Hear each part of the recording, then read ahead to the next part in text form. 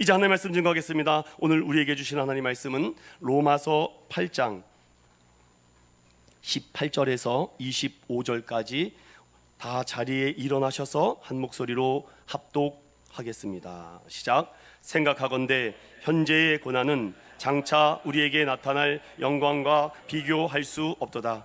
피조물이 고대하는 바는 하나님의 아들들이 나타나는 것이니 피조물이 허무한데 굴복하는 것은 자기 뜻이 아니요 오직 굴복하게 하시는 이로 말미암음이라. 그 바라는 것은 피조물도 썩어짐의 종노릇한 데서 해방되어 하나님의 자녀들의 영광의 자유에 이르는 것이니라. 피조물이 다 이제까지 함께 탄식하며 함께 고통을 겪고 있는 것을 우리가 아느니라. 그뿐 아니라 또한 우리 곧 성령의 처음 익은 열매를 받은 우리까지도 속으로 탄식하여 양자 될 것 곧 우리 몸의 속량을 기다리느니라. 우리가 소망으로 구원을 얻었음에 보이는 소망이 아니니 보는 것을 누가 바라리요. 만일 우리가 보지 못하는 것을 바라면 참음으로 기다릴지니라. 아멘.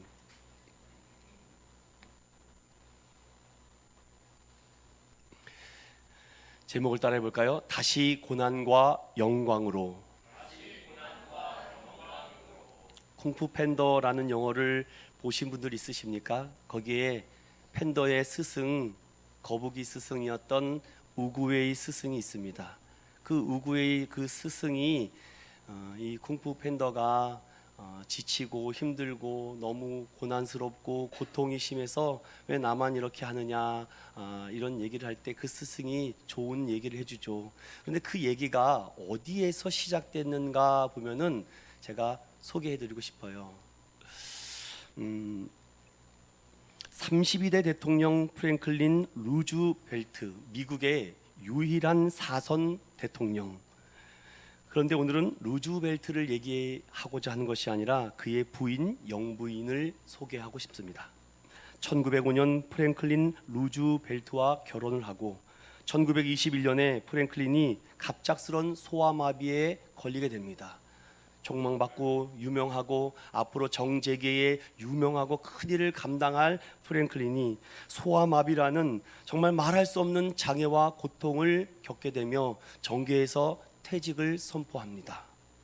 이때 그의 부인 엘리노어 루즈벨트는 남편의 무기력함과 남편의 무너져가는 모습을 참을 수 없어 그렇지 않다. 내 남편을 내가 살리겠다. 이 고난을 극복하겠다. 이 고난을 끝없이 격려하며 칭찬하며 아낌없이 루즈벨트를 사랑해 줬습니다.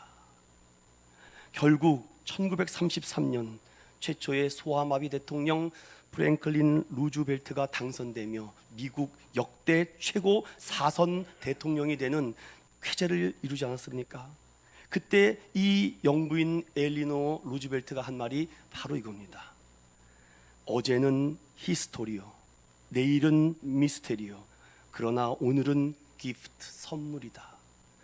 그러니 오늘은 현재의 이 프레젠트의 선물을 받은 거 오늘 하루를 감사하자. 이것이 이 영부인이 한 말입니다. 세계에서 가장 존경받는 영부인으로 뽑히는 이 엘리노 루즈벨트가 무너져가고 있는 그 남편의 어깨를 다시 세우며 고쳐져가는 그 어깨에 다시 힘을 불어넣을 수 있었던 것은 오늘이라는 이 선물을 그는 값지게 보냈고 소중하게 보냈으며 또 그 고난을 극복하고자 무기력하게 있는 것이 아니라 끝없이 격려하며 칭찬하며 아낌없이 후원하며 섬겼던 그 여인의 눈물과 희생이 잠시 보였습니다. 우리 대한민국에는, 조선 땅에는 신사임당이라는 유명한 인물이 있지 않습니까? 대한민국의 수많은 어머니들이 또 생각납니다. 인생을 살아가다 보면은 정말 크고 작은 고난을 한 번쯤 이상은 다 경험하지 않습니까? 때로는 경제적인 어려움, 건강의 문제, 인간관계의 갈등, 그리고 예기치 못한 사고와 재난. 여기까지는 우리가 감당한다고 해도 정말 큰 어려움은 신앙의 문제, 영적인 문제, 또 교회 생활의 문제, 이런 영적인 갈급함, 또 공급되지 않는 이런 영적인 문제를 우리는 너무 힘들고 지치게 만듭니다. 신앙을 가지고 살아가지만 이러한 어려움을 겪을 때 하나님이 정말 우리를 사랑하시는지, 심지어는 하나님은 살아계신지 의심이 들 때도 있다고 합니다. 저는 이 말씀을 오늘 준비하면서 여러분과 함께 이 얘기를 조금 다시 한번 또 들려드리고 싶습니다. 한 충성스러운 장군에게 아주 충성스러운 충신이 있지 않았습니까? 그런데 왜 그 장군은 그 신하 한 명만 너무 유독 사랑하고 아끼고 잘 대접을 하는 것입니다. 그리고 다른 신하들과 다른 군인들이 셈이 나는 거죠. 질투가 나는 겁니다. 어느 날 한 신하가 찾아와서 장군에게 묻습니다. 아니 장군님, 우리도 열심히 하고 우리도 최선을 다하는데 왜 저 사람만 그렇게 유독 사랑하고 이뻐합니까? 라고 물어요. 그러면 저도 저 사람처럼 죄의 유혹을 피하고 시험을 이기면 나도 깨끗한 충신과 정말 충성스러운 충신이 될 수 있지 않습니까? 아, 그렇지. 그러면 지금부터 내가 하라는 대로 한번 해보길 바란다. 네, 분부만 하십시오. 제가 하겠습니다. 그래? 그러면 내가 큰 그릇을 줄 테니까 여기에 가득 문을 아구까지 채우고, 그리고 내가 제한 시간을 줄 테니 이 물을 한 방울이라도 흘리지 말고 성 한 바퀴를 돌아서 나에게 다시 와라. 만일 물 한 방울이라도 흘리면 내가 엄벌에 처할 것이다. 제한 시간이 지나고 한참이 지나서 그 신하가 찾아옵니다. 그리고 왕이 물어봐요. 어땠느냐? 고개를 절레절레 흔들어요. 주변은 봤느냐? 주변에 뭐가 있는지? 분명히 마을을 돌면서 시장도 봤을 것이고 집도 돌았을 것이고 아이들의 노랫소리, 웃음소리, 떠드는 소리, 화나는 소리, 싸우는 소리, 얼마나 많은 소리를 주변에 들리겠습니까? 그런데 이 신하는 뭐라 그럽니까? 장군님, 제가 물이 흘릴까 봐 그릇만 보고 오느라 주변의 소리를 하나도 듣지 못하고 하나도 보지 못했습니다. 그렇다. 바로 그런 것이다. 내게 맡겨진 일을 열심히 하다 보면 하지 않아도 되는 일들과 시시한 일을 보지 않게 된다. 내가 사랑하는 충신은 그런 사람이었다. 그가 큰 깨달음을 얻고 그 욕심을 내려놓게 되죠. 여러분 지금까지 이렇게 신앙생활하지 않으셨습니까? 열심히 하셨잖아요. 열심히 누구보다도 최선을 다했고 물 한 방울이라도 흘리지 않기 위해서 그거 오매불망 여러분 가지고 오지 않았습니까? 저는 여러분들에게 이 말씀을 오늘 다시 정리하면서 내가 하나님 앞에 정말 충신이었는가? 하나님이 기뻐하는 충신인가? 아니면 내가 생각하는 충신인가? 아니면 누가 생각하는 충신인가? 우리는 하나님이 말씀하시는 성경적 충신이 되어야 되는 줄로 믿습니다. 그러면 우리 다시 한번 정리해 볼까요? 저는 로마서를 여러분들에게 전하면서 믿음에서 믿음, 복음에서 복음, 십자가에서 십자가로 나가기 위해서 이 말씀을 전합니다. 믿음으로 믿음에 이르게 하나니 오직 의인은 믿음으로 말미암아 산다. 복음은요, 예수 그리스도를 처음부터 끝까지 믿게 하는 엄청난 능력이 있습니다. 그런데 복음을 듣고 복음으로 살고 다시 복음으로 다시 거룩하고 다시 고난과 영광으로 살기를 원하는데 예수가 안 보이면 안 되죠. 이에 여러분 특별히 로마서 8장을 우리가 들어가기 앞에서 우리가 7장에 이 사망의 몸에서 누가 나를 건져낼 수 있습니까? 이 몸의 이 약함과 연약함을 누가, 이 7장에 말씀드렸습니다. 그러나 성령님께서 너희의 그 옛 자아, 옛 육신을 제거하고 새 자아가 너희에게 들어가면은 너희가 그 육신에 지배됐던 것을 이기고 승리할 수 있다. 그러므로 이제 그리스도 예수 안에 있는 자에게는 결코 정죄함이 없다. 생명의 성령병이 죄와 사망에서 너를 해방하고 구원하였느니라. 이게 여러분들에게 강력한 도전과 강력한 믿음과 강력한 결단이 되시기를 축원드립니다. 이거 외에 다른 복음이 없습니다. 그래서 복음을 들으면 들을수록 예수께로 가까이, 주께로 가까이 가는 줄로 있습니다. 그러면 여기서 우리는 이렇게 할 수 있죠. 그러면 주께로 가까이 가며 성령의 능력을 받은 자들은요, 어떠한 특권과 신분의 변화가 온다고요? 죄인에서 의인이 된다고 말씀을 드렸습니다. 여러분 뭐라고요? 이것을 신학적으로 용서받은 죄인이라 그래요. 우리는 용서받은 죄인입니다. 그런데 용서받은 죄인으로 우리 신분이 거듭났는데 한 걸음 더 나아가 로마서 8장은 뭐라 그럽니까? 우리 다시 한번 읽어보죠. 15절 시작. 너희는 다시 무서워하는 종의 영을 받지 아니하고 양자의 영을 받았으므로 우리가 아빠 아버지라고 부르짖느니라. Cry out to God. 하나님께 부르짖는다. 주께 부르짖는다. 이거는 울부짖는다는 거예요. Crying out. 울부짖는다는 거예요. 그러면 하나님이 듣는다 안 듣는다? 안 들을 수가 없어요. 예수 이름으로 부르짖으면 하나님은 들으시는 줄로 믿습니다. 왜 안 부르짖으십니까? 왜 crying out이 없으십니까? 아빠 아버지라는 특권을 우리에게 주셨는데 성령의 능력으로 옛 자아가 죽고 새 자아가 들어와 이제 부르짖으라 내가 응답하겠고 내가 알지 못한 크고 비밀한 일들을 너에게 보여주겠다. 부르짖는 자에게 이런 능력과 체험이 있는 줄로 믿습니다. 매일 부르짖어야 돼요. 날마다 만나를 먹으라 그랬죠.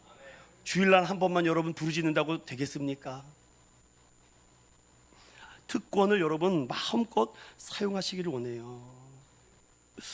복음으로 시작해서 믿음으로 나간다. 좀 더 나가볼까요? 우리가 성령의 충만함으로 우리의 썩어질 몸이 변화가 되어 가는데 이것을 성화되어 간다라고 하죠. 그러면 주님께서 성령이 우리 마음에 임재함으로 말미암아 성령님의 통제하심과 통치하심을 우리가 지배를 받는데, 여러분 한번 스스로 물어보십시오. 내가 성령님께 통치당하고 지배당하고 있는가? 내 생각을 컨트롤하고 계시는가? 아니면 내 생각이 먼저 앞섰는가? 아니면 성령의 생각이, 말씀의 생각이 먼저 앞서 나오는가? 그래서 제가 성경 암송을 많이 하라는 이유가, 기도할 때, 말씀할 때, 전도할 때 자연스럽게 말씀이 나가야 되는데 막 생각하면 안 돼요. 그럼 벌써 늦는 것입니다, 이 상황에. 그리고 두 번째, 내주하셔서, 내 안에 거하셔서 내 몸의 귀중함을 알아요. 내 몸의 귀중함. 그러니 내 몸을 함부로 하지 않습니다.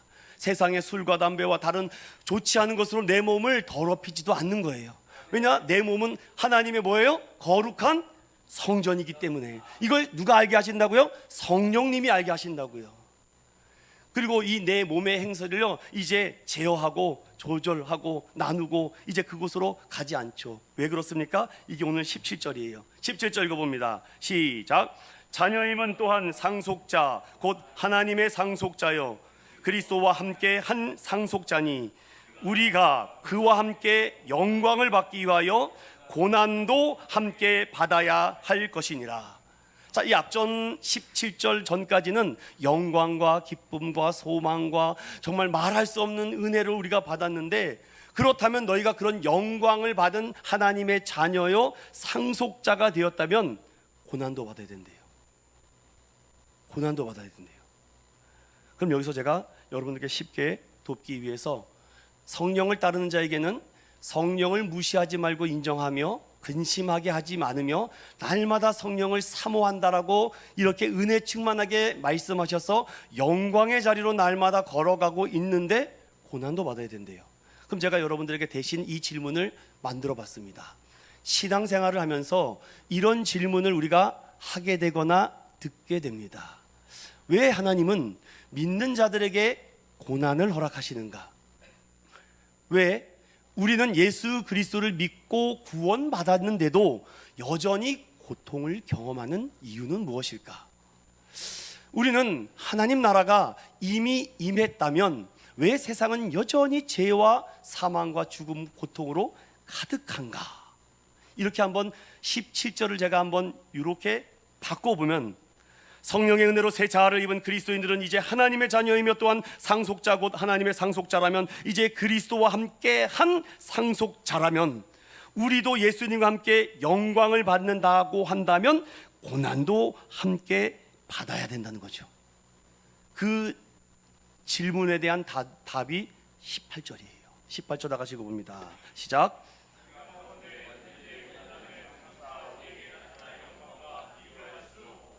여러분, 이거는 암송이 아니라 머릿속에 아예 심어놔야 됩니다. 심어놔야 돼요. 툭 건들면 이게 튀어나와야 돼요. 영광만 말하는 것은 반쪽 복음입니다. 진짜 복음은 영광과 고난을 말해야 돼요.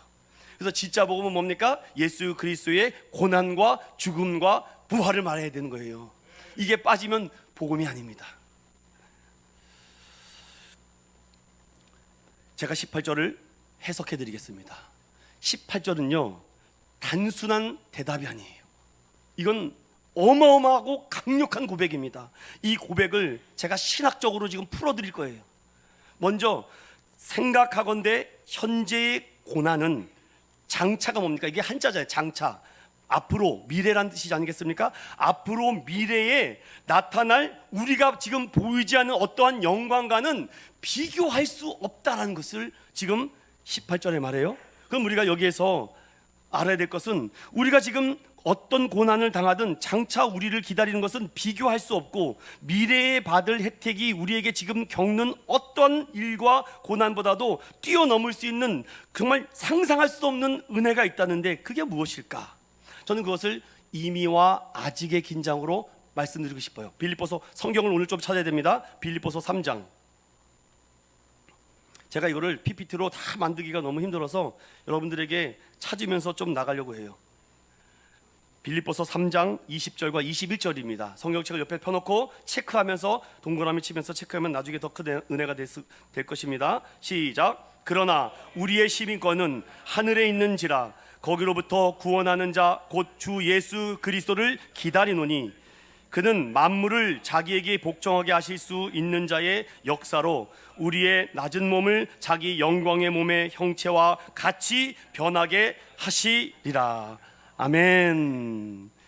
예수 그리스도의 초림으로, 성육신의 초림으로 인해서 하나님 나라는 이미 시작됐죠. 그러나 예수님이 재림을 통해서 하나님 나라는 완전히 성취될 것을 기다리라는 것이, 기다려라. 너는 천국의 시민권을 가졌으니 기다려라. 그러니 현재 우리가 겪는 이 고난은 이미와 아직의 긴장 상태에서 비롯됐다라고 우리가 18절의 말씀을 통해서 분석할 수 있죠. 그러면 이미 예수 그리스도를 통해서 구원받았지만 여전히 죄의 영향을 받는 세상에서 살아가고 있다. 그리고 이미 하나님의 자녀가 됐지만 아직 영광스럽게 변화된 몸을 얻지 못했을 뿐이다 라는 것입니다. 그럼 이것을 기독론적으로 해석해야죠. 예수님은 우리의 모델이고 우리의 따라야 될 그런 발자취 아닙니까? 그러면 예수님은 분명히 말씀했죠. 너희도 나와 같이 되리라. 너희도 나와 같이 되리라. 그럼 예수님이 했던 그 길을 따라가면 예수 믿는 자도 그대로 된다는 거죠. 그러면 성경이 어떻게 예수님이 그 고난과 죽음과 부활과 영광의 신비한 몸에 부활을 입었는지 오늘 빌립보서 2장으로 다시 넘어가 봅니다. 빌립보서 2장 5절부터 11절까지 너무 중요합니다. 이거 여러분 기독론의 핵심입니다. 이거는 함께 5절부터 11절까지 있습니다. 시작. 너희 안에 이 마음을 품으라. 곧 그리스도 예수의 마음이니 그는 근본 하나님의 본체시나 하나님과 동등됨을 취할 것으로 여기지 아니하시고 오히려 자기를 비워 종의 형체를 가지사 사람들과 같이 되셨고 사람의 모양으로 나타나사 자기를 낮추시고 죽기까지 복종하셨으니 곧 십자가의 죽으심이라. 이러므로 하나님이 그를 지극히 높여 모든 이름 위에 뛰어난 이름을 주사 하늘에 있는 자들과 땅에 있는 자들과 땅 아래에 있는 자들로 모든 무릎을 예수 이름에 꿇게 하시고 모든 입으로 예수 그리스도를 주라 시인하여 하나님 아버지께 영광을 돌리게 하셨느니라. 아멘. 여러분 이게 답변입니다. 그래서 이미와 아직 상태에서 우리가 긴장하는 마음으로 믿음 생활을 하며 두렵고 떨림으로 구원을 이루어가는데 구원파가 이게 문제가 되는 겁니다. 이미 다 구원받았어. 나 죄져도 상관없어. 이미와 아직 사이에서 긴장하면서 신앙생활을 해야 되는데 변덕되면 안 됩니다. 마음이 바뀌면 안 됩니다. 끝까지 여러분 하나님이 붙잡아 주신 이 예수 그리스도의 이름을 붙들고 끝까지 여러분 기다림으로 나아가길 예수님의 이름으로 축원드립니다. 여러분 다른 해석이 필요 없어요. 이 빌립보서 2장에 있는 이 말씀이 어느 것보다도 강력한 해석이 됩니다. 여기서 좀 더 제가 추가 설명을 해드리고 싶은 것은 고린도후서 4장을 열어보세요. 오늘은 성경을 찾으면서 성경으로 제가 답변을 찾아가며 드리도록 하겠습니다. 고린도후서 4장 17절과 18절 16절부터 아예 읽죠. 그냥 16절부터 18절까지 있습니다. 시작. 그러므로 우리가 낙심하지 아니하노니 우리의 겉사람은 낡아지나 우리의 속사람은 날로 새로워지도다. 우리가 잠시 받는 환난에 경한 것이 지극히 크고 영원한 영광에 중한 것을 우리에게 이루게 함이니 우리가 주목하는 것은 보이는 것이 아니요 보이지 않는 것이니 보이는 것은 잠깐이요 보이지 않는 것은 영원함이라. 아멘. 결국 성도는요 이렇게 영광으로 나아가는 과정을 설명하고 있죠. 여러분, 말씀을 통해 읽고 보고 지키는 자가 계시록 1장에 가장 복된 자라고 되어 있습니다. 그래서 제 말씀 들으려고 하기보다도 성경이 말하는 진리를 찾으시기를 예수님의 이름으로 간절히 축원드립니다. 그런데 이미와 아직이라는 이 텐션 상태에서 우리가 어떻게 조금 더 이것을 해석할까? 예수님은 얼마나 친절한지 아세요? 여기에 대해서 아주 적절한 하나님의 말씀에 비유를 던져 놓으셨는데 그게 요한복음 16장입니다. 요한복음 16장 21절과 21절 말씀을 함께 보겠습니다. 시작. 여자가 해산하게 되면 그때가 이르렀으므로 근심하나 아기를 낳으면 세상에 사람 난 기쁨으로 말미암아 그 고통을 다시 기억하지 아니하느니라. 지금은 너희가 근심하나 내가 다시 너희를 보리니 너희 마음이 기쁠 것이요 너희 기쁨을 빼앗을 자가 없으리라. 아멘. 그러니 이미 예수 그리스도 이름으로 구원받고 하나님의 자녀가 됐지만 불완전한 이 세상에서 우리의 몸을 입고 아직 신비한 몸으로 변화되지 않은 신령한 육체로 변화되지 않은 상태에서 이 땅에 살아가니까 때로는 넘어지고 쓰러지고 약하고 또 때로는 원수마귀에 붙들려서 어둠으로 가지만 그때마다 하나님의 말씀을 붙들고 근심하지 말라 내니 안심하라 이 음성을 붙잡으시기를 예수님 이름으로 축원드립니다. 그래서 이 18절은요 너무 강력한 고백이 돼요. 아니 어떻게 우리 사도 바울 선생님은 이렇게 고백을 할 수 있을까? 저는 이 고백을 다시 여러분과 함께 나누고 싶습니다. 18절 시작. 생각하건대 현재의 고난은 장차 우리에게 나타날 영광과 비교할 수 없다. 믿으시면 아멘 합시다. 그러면 이 고백을 하고 나서 그러면 이 고백 이후에 그러면 미래에 무엇이 예비되었을까? 미래에 무엇이 우리에게 준비되어 있고 예비되어 있는가? 사도 바울은 로마 교회 성도들에게 아주 치밀하게 설명합니다. 그것이 19절부터 22절에 있는 말씀인데 두 부류를 위해서 준비했대요. 하나는 이 세상 말씀으로 창조하신 천지 만물의 이 피조물을 위해서 준비되어 있는 구원 구속, 그리고 하나님의 형상과 모양대로 지음받은 하나님의 자녀를 위한 하나님의 구원과 구속이 준비되었는데, 먼저 첫 번째 19절과 20절 두 절을 같이 읽어봅니다. 시작. 피조물이 고대하는 바는 하나님의 아들들이 나타나는 것이니 피조물이 허무한데 굴복하는 것은 자기의 뜻이 아니요 오직 굴복하게 하시는 이로 말미암음이니라. 아멘. 무엇이 예비됐다고 지금 첫 번째 말합니까?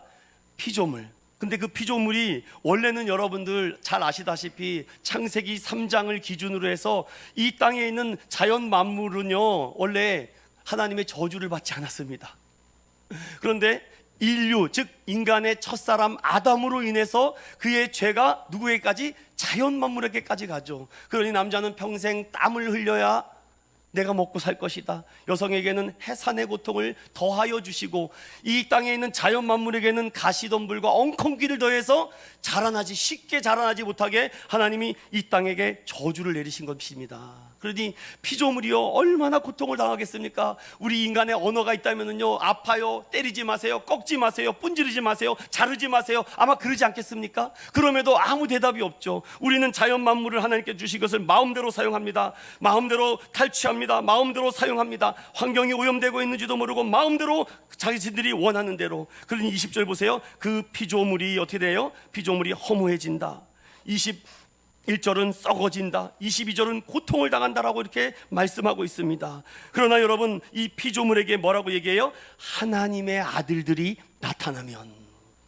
하나님의 아들들이 나타나면. 그럼 그 하나님의 아들들이 누굽니까? 성경 로마서 5장 12절을 열어보세요.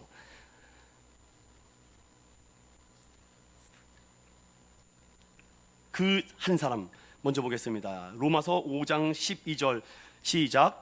그러므로 한 사람이로 말미암아 죄가 세상에 들어오고 죄로 말미암아 사망이 들어왔나니 이와 같이 모든 사람이 죄를 지었으므로 사망이 모든 사람에게 이르렀느니라. 아멘.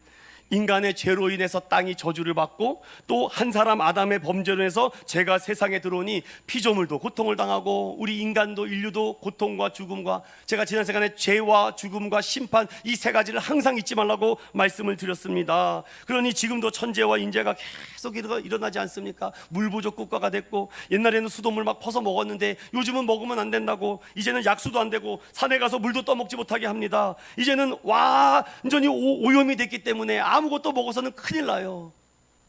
이제는 나중에 집집마다 산소를 다 사 먹을 수 있을 것 같아요. 제가 보니까 산소 한 10턱만 사오려 그럼 집에서 산소를 마시고 있죠. 뭐 지금도 그렇다고 얘기하더라고요.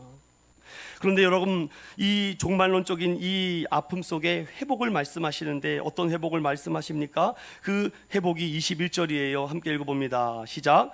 그 바라는 것은 피조물도 썩어짐의 종노릇한 데서 해방되어 하나님의 자녀들의 영광의 자유에 이르는 것이니라. 아멘. 그 썩어짐과 고통과 그 허무함에서 해방된다고 하는데, 이것을 성도들에게 어떻게 조금 더 가깝게 부딪히게 할까라고 생각하는데, 여러분 뭐 영어 실력이 저보다 뛰어나시니까 봄이 영어로 뭡니까? 봄. 발음들이 아주 좋습니다. 스프링 좋습니다.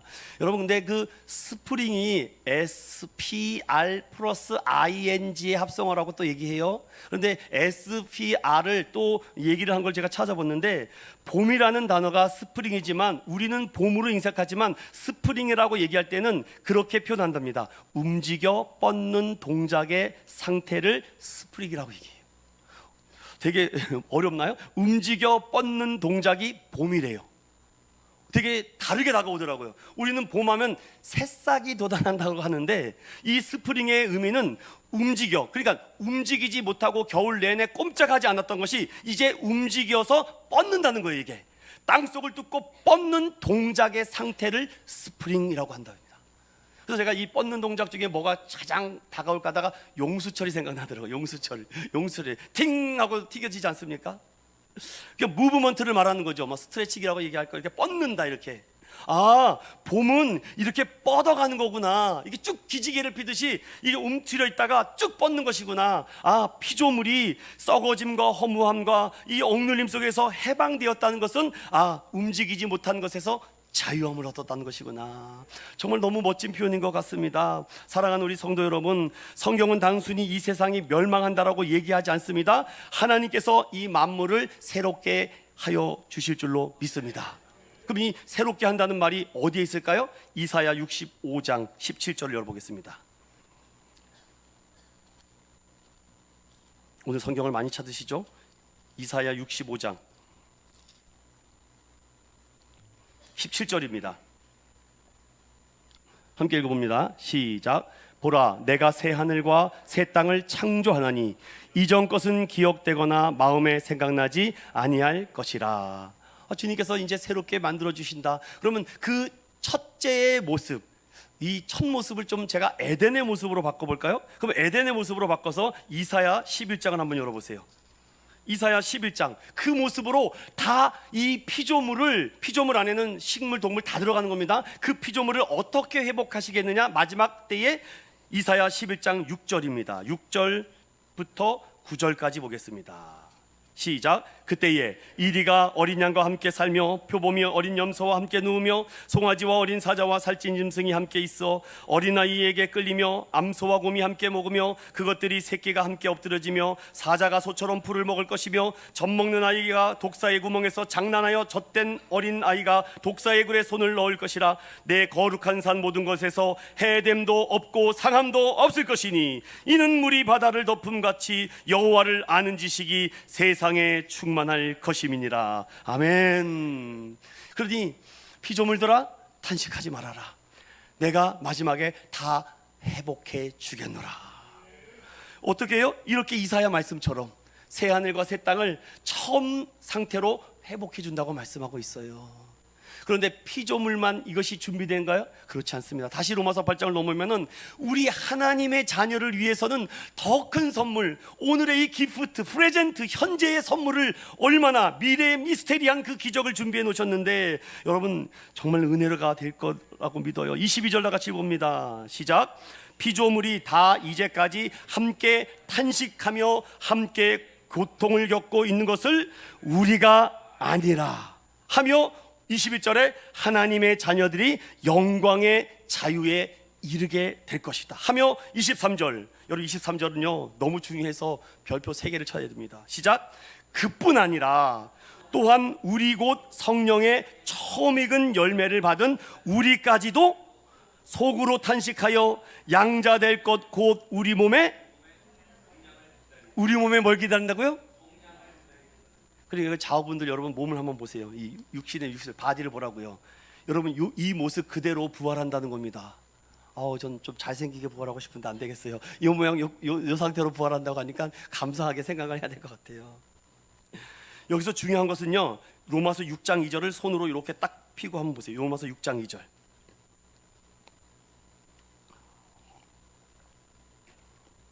로마서 6장 2절을 함께 읽습니다. 시작. 그럴 수 없느니라. 죄에 대하여 죽은 우리가 어찌 그 가운데서 더 살리요.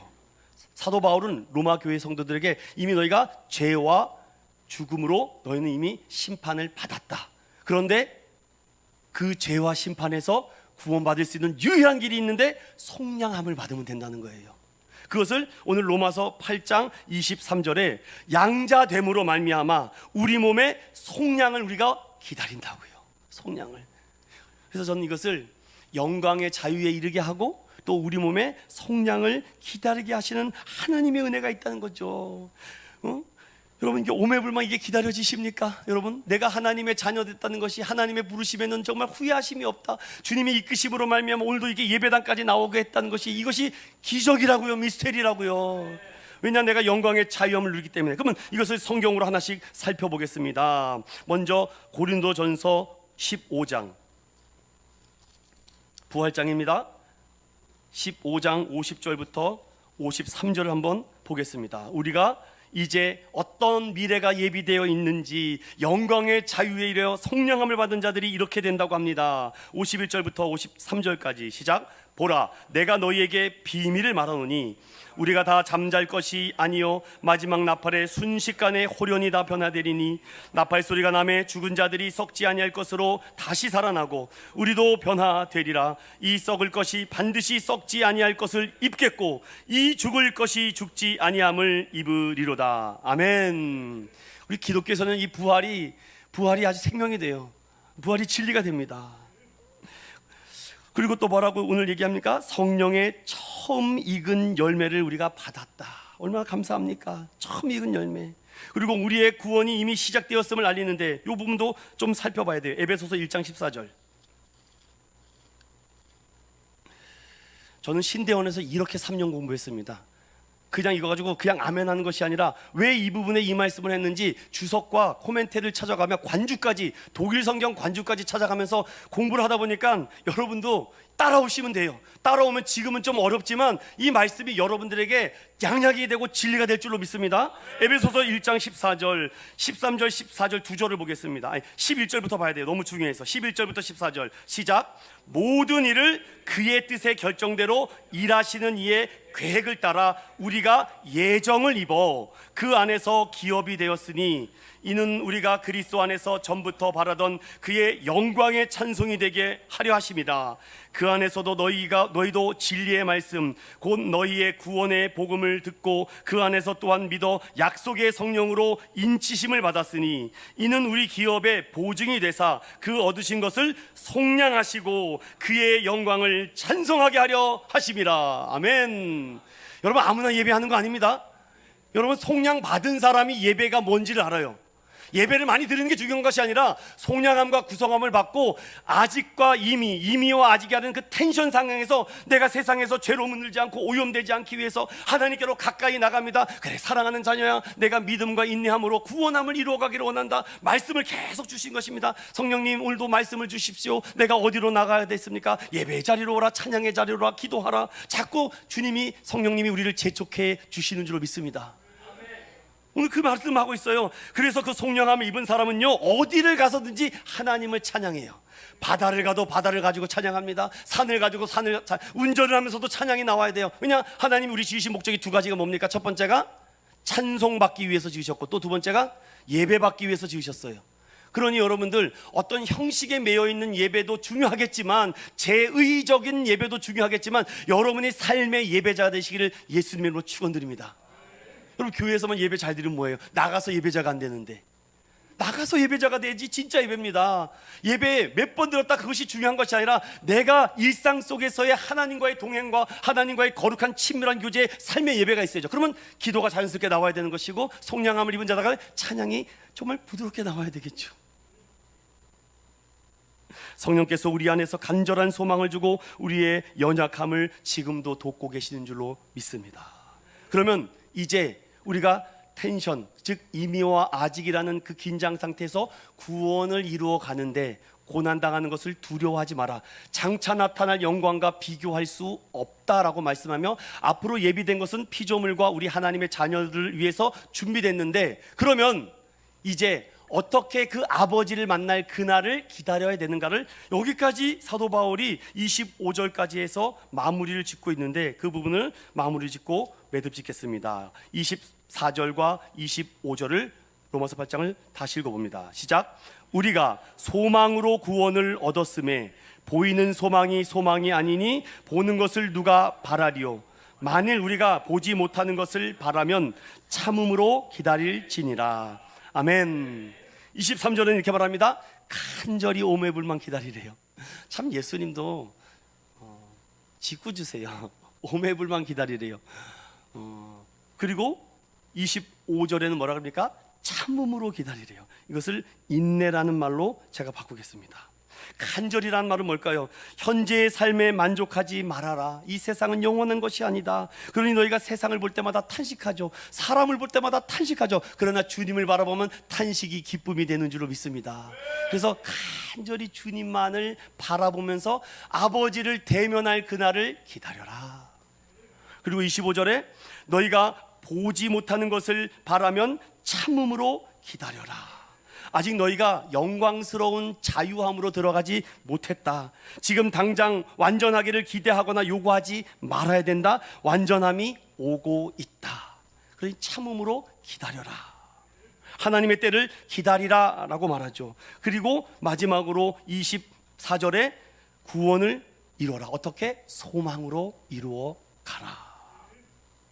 그러면 이 말씀을 우리가 한 구절 더 찾아봐야 되겠죠. 히브리서 11장 1절부터 3절 한번 우리 함께 찾아서 합독해 보도록 하겠습니다. 히브리서 11장 1절부터 3절입니다. 시작. 믿음은 바라는 것들의 실상이요 보이지 않는 것들의 증거니 선진들이 이로써 증거를 얻었느니라.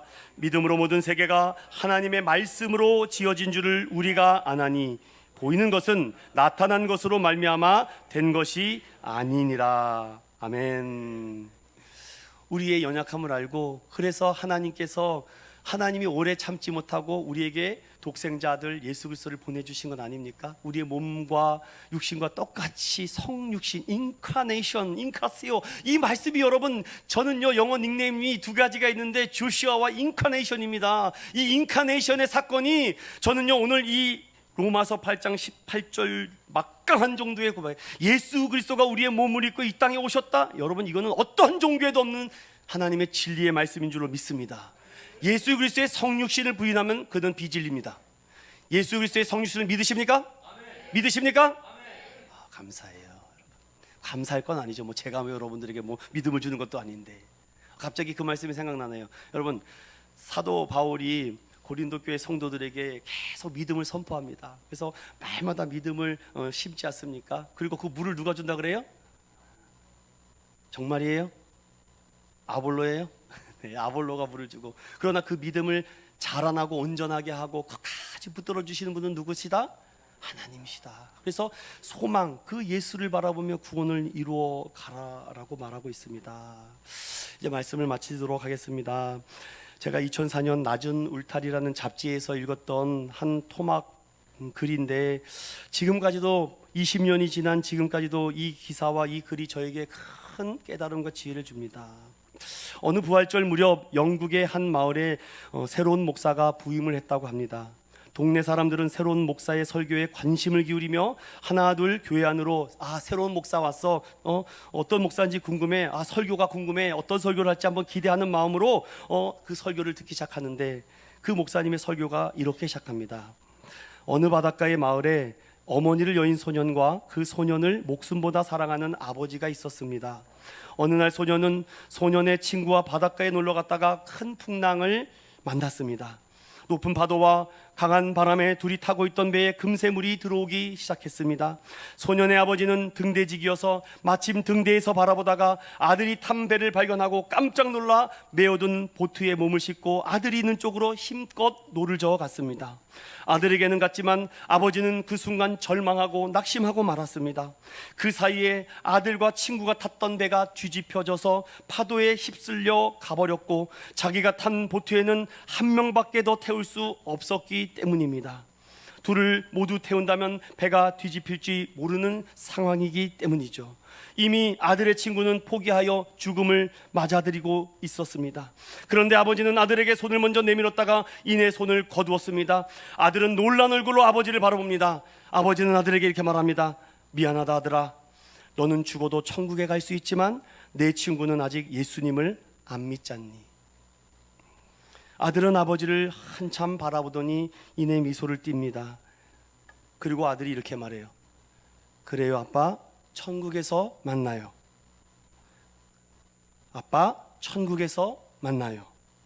아버지는 배에 아들의 친구를 태우고 쏟아지는 눈물을 감추지 못한 채 있는 힘껏 육지까지 노를 저어 왔습니다. 목사의 설교는 그것으로 끝이 났고 그의 눈에는 한없이 눈물이 흘러나고 있었습니다. 찬송가가 시작됐는데 교회 뒤쪽에 앉는 불량배들이 몇 명이 자기들끼리 소근소근 그러며 외치기 시작합니다. 뭐야 저런 이야기, 저 목사가 지어낸 것이 말도 안 돼, 누가 믿어, 전 거짓이야, 믿을 수가 없어, 저 목사 엉터리구만. 야유가 손가락짝 모욕이 퍼지기 시작합니다. 그때 뒤에 있던 한 사람이 일어납니다. 백발의 노인이 그들에게 이렇게 말합니다. 그렇지 않다 내 젊은이들, 내가 그 아버지고 저기 있는 목사가 그 아들이라니.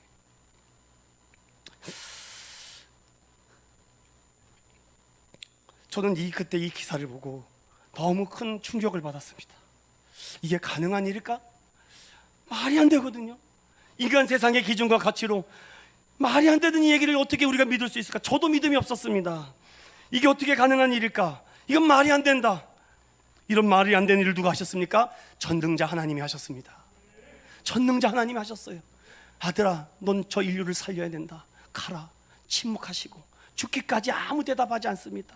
주님이 잔을 옮겨주십시오. 이 고통과 이 고난과 이 아픔이 감당할 수가 없습니다. 옮겨주세요. 그러나 나의 원대로 마옵시고 아버지의 뜻대로 되기를 원합니다. 이 기도가 하나님께 응답된 줄로 믿습니다. 내게 주신 은혜를 내가 여호와께 무엇으로 보답할까? 시편 116편 12절은 말하며 내가 주신 이 은혜를, 내게 주신 이 소원을 내가 갚고 싶습니다. 고린도전서 15장 10절은 내가 나 된 것은 하나님의 은혜로 되었다고 합니다. 기독교 신학의 핵심 진리가 오늘 18절부터 25절까지 담겨 있습니다. 사랑하는 믿음의 성도 여러분, 현재의 고난 속에서도 우리 그리스도인은, 성도라면 구원의 소망을 붙잡으시기를 바랍니다. 현재의 고난은요 일시적인 거예요. 장차 올 영광은 영원하다는 것을 믿음으로 날마다 우리 함께 고백합시다. 피조물도 하나님의 구속 계획 속에서 반드시 다 에덴으로 회복될 줄로 믿습니다. 우리도 성령의 도우심 속에서 믿음과 인내로 구원의 소망을 품고 날마다 이루어가는 표대를 향하는 저와 여러분 되시기를 예수님의 이름으로 축원드립니다.